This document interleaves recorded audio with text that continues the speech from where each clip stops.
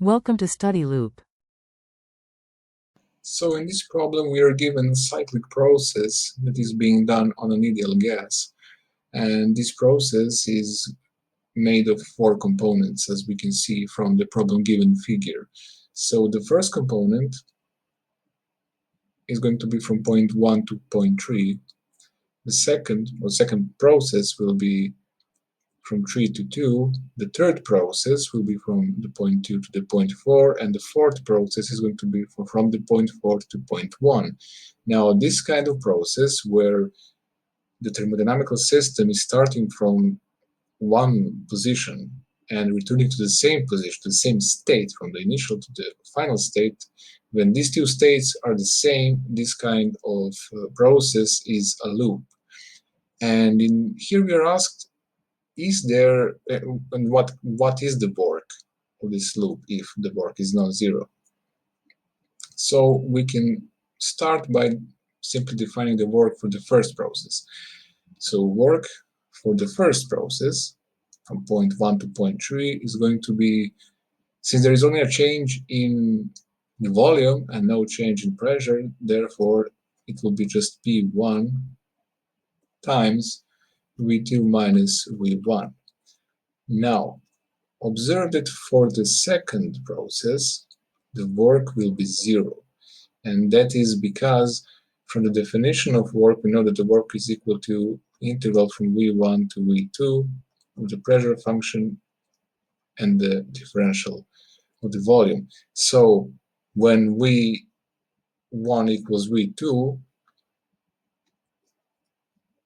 if V as a volume final equals the starting volume, this implies that the work will equal zero. So that is the reason why when we only have a pressure change and no volume change, the work is zero. And for the third process, we can see that now, since the pressure changed, it will be P2, and the volumes will relate differently. It will be V1 minus V2, since the process is going backwards. And for the fourth part of the process, the work will be zero, since only pressure returns to the initial pressure. So, knowing this, we can say that the total work, the work of the loop, is going to be a linear combination of all of these four works for the sub-processes. So W1 plus W2 plus W3 plus W4, and substitute what we obtained. We see that it is P1 V2 minus V1 plus 0, we don't need to really write that, plus P2 volume 1 minus volume 2, and plus 0 again. Now we can change this V2 and displace this algebraically, but this will change the sign here. This is going to become minus sign.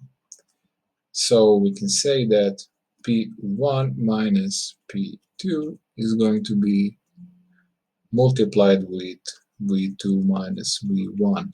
And this is the final answer for the first part of this problem. Now, for the second part, we need to explain that if the loop is going inversely, the work will be equal in intensity, but the work will be different in sign. This means that for the loop, the same loop, but it is going completely inversely, it is going completely backwards from what was the first loop, the work done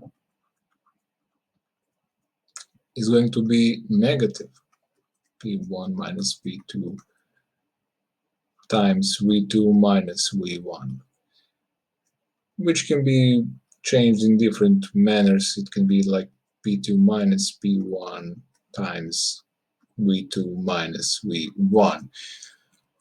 And we need to see that if we change the direction of a thermodynamical process, the energy will be either going inside the system or outside of the system. If we expand some gas, the work is going outside of the system. But if we are contracting some gas, if we are compressing some gas, the work is going inside the system, and the sign of the work done changes to the negative sign, meaning that the work is being placed into the system. And this is the reason why if we inverse the loop will only change the sign of the work done. Now we have finished the part B, and the problem is completely solved. I hope this was helpful, and I hope to see you in another lesson. Bye.